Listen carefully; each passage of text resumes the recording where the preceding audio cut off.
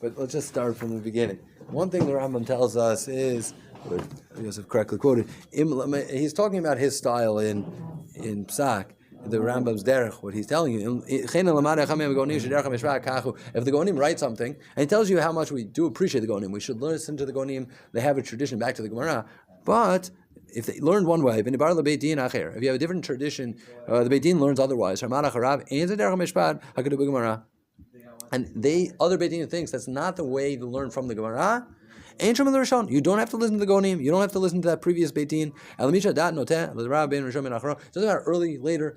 You can disagree. That's perfectly acceptable. Now, the Rambam, just as a background, he tells you some of the basics of where do we disagree, when do we disagree, what could you disagree with. There he tells you, Parak Aleph, Halach Aleph is, ideally, Beit Din HaGadol Yerushalayim Hemikar Torah Shabbat Peh. You want to know all traditions? How do you know Ayin Tachat Ayin really means money? So you go to Beit Din HaGadol. They're in charge. They're the they're Kolel of the world, where they're in charge of the keys of understanding what the Torah means. Now, this is not just based on themselves, it's based on old traditions of what the Torah means. They're in charge of the oral Torah. From there, all the halakha in the world comes.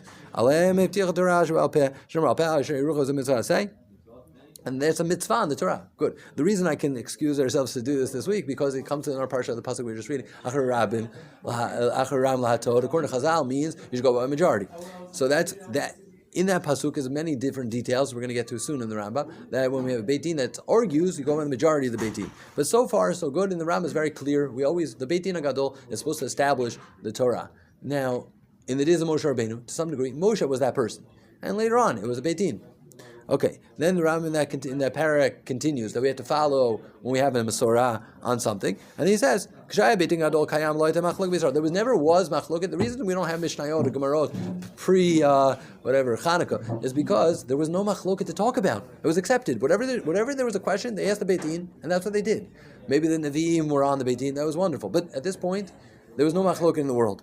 Because what you're supposed to do, if you're not sure about something, what you should do is go ask your Beit Din. If the local Beit Din doesn't know, go ask the bigger Beit Din. If the Beit Din doesn't know, they should argue about it. If they don't know, they should argue and then figure out the halakha and then vote on it. Once they come to vote, you're not allowed to argue on that. That's what he's talking about Zakein Mamrei. I'm not allowed to argue Beit Din Gadol. If I think I have a biggest chidush, I know we should go, whatever, I think whatever it is, whatever my chidush of the day is that we're going to do, I go to the Beit Din Gadol. If I get outvoted by the Beit Din Gadol, not Supreme Court in Israel today, we go to Beit Din Gadol, they vote against what I said, and then I go back and posek again against the Beit Din Gadol. Under certain details, I'm going to be considered Zakin Mamrei, arguing on the Beit Din Gadol, which is Chayav Skila. Okay. Then he says, wait a minute, but nowadays, unfortunately, we are left in the world with no Beit Din Gadol. We're left with tremendous machlokah. What in the world do I do then? Says the Rambam, Halacha Hey,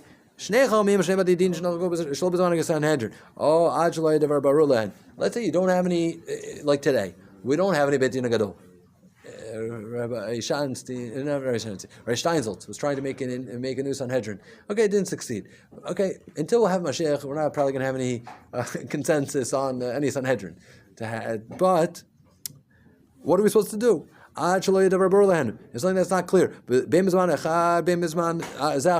even machloket on going on generations. What do we do? One guy says good, one guy says no. One no good. Tameh, tahor, asur, matar.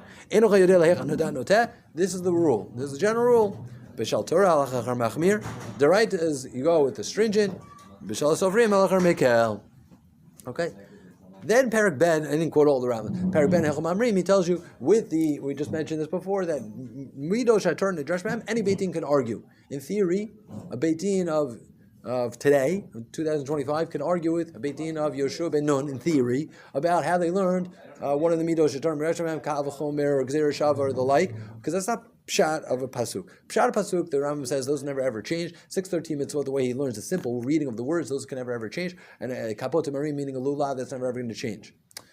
Or ayin tachanai doesn't mean pshat according to the Rambam. That means money. That's never going to change. But any drashot, theory could change. It's called different Kabbalah. So the Rambam can't count that as a mitzvot. Now, they're not practically going to change. The Rambam wrote his halachic work, assuming that we hold kedusha kesef as divrei Kabbalah. He didn't think that was going to change the next generation. Even though he wrote in Parak Ben Hilchom Amrim, you could argue in divrei Kabbalah in theory.